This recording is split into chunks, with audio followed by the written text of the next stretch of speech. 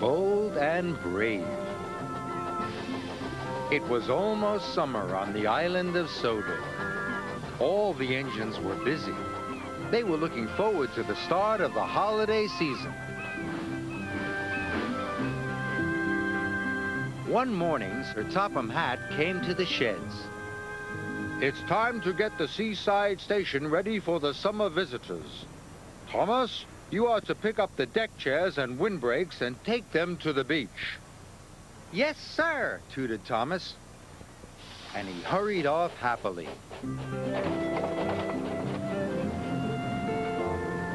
You're looking very cheerful, Thomas, wailed Diesel. Thomas told Diesel all about his exciting job. Haven't you heard about the curse of the cliffs? Wailed Diesel. No, tooted Thomas nervously. Diesel snorted. Whenever the first engine of the holiday season goes around the headland, a terrible fog comes down over the cliffs. Thomas didn't like the sound of that at all. The engine loses its way, and nobody knows where it goes. Diesel chugged away, leaving Thomas very unhappy indeed. He wished that he didn't have to go to the beach after all. Thomas dragged his wheels slowly along the track. He was very worried. Finally, Thomas reached the supply shed. Workers had loaded his freight cars with windbreaks and deck chairs. Thomas puffed slowly on his way. He was thinking about the curse of the cliffs. Suddenly, he saw Harold the helicopter. Harold had bad news. Thick fog rolling in on the headland, Harold shouted. Puff carefully, Thomas. And Harold whirred away over the treetops. Thomas was very scared now. What if what Diesel said about the curse of the cliffs is true, tooted Thomas? I could get lost in the fog and never be seen again. Thomas puffed fearfully towards the cliffs.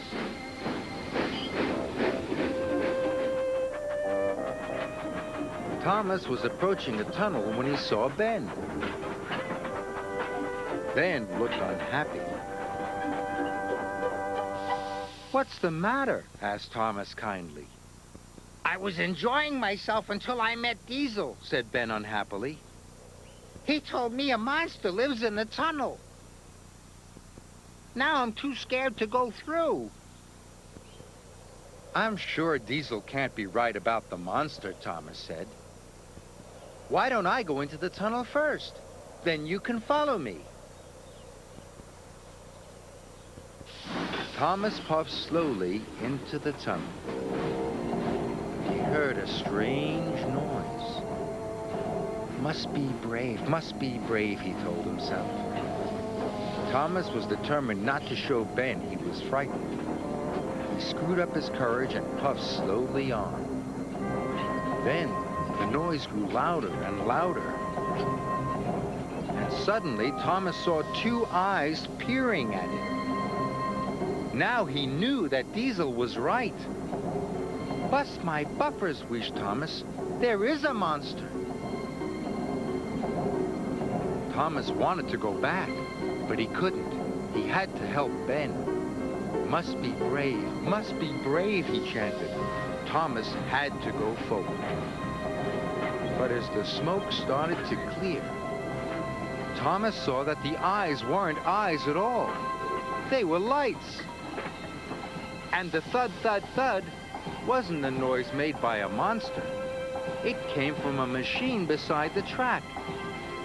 It was a generator to power the lights. Then Thomas saw picks and shovels. He realized that workmen must be working there. Diesel was wrong. There's no monster in the tunnel after all. Soon Thomas came across the workers making tea. Thomas tooted to the workmen happily. Ben was also very relieved. You're a very brave engine, Said Ben, now I can finish my job. and he puffed away. Thomas was happy to help Ben. Then he remembered that he still had to get to the beach. And he remembered Diesel's warning about the curse of the cliffs.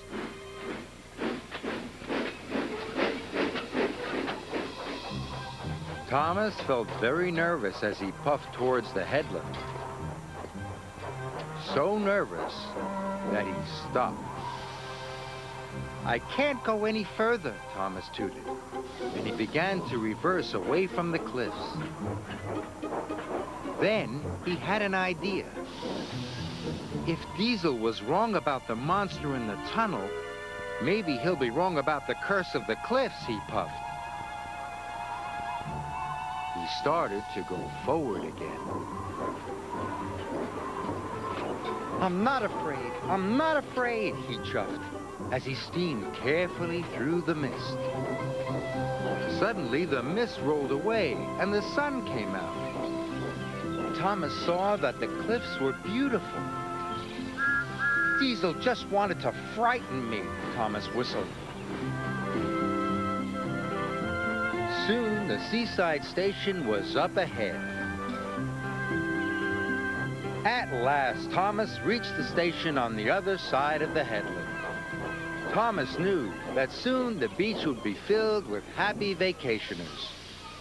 I should not have believed what Diesel said about the curse of the cliffs, wished Thomas. In future, Thomas decided he would believe in himself.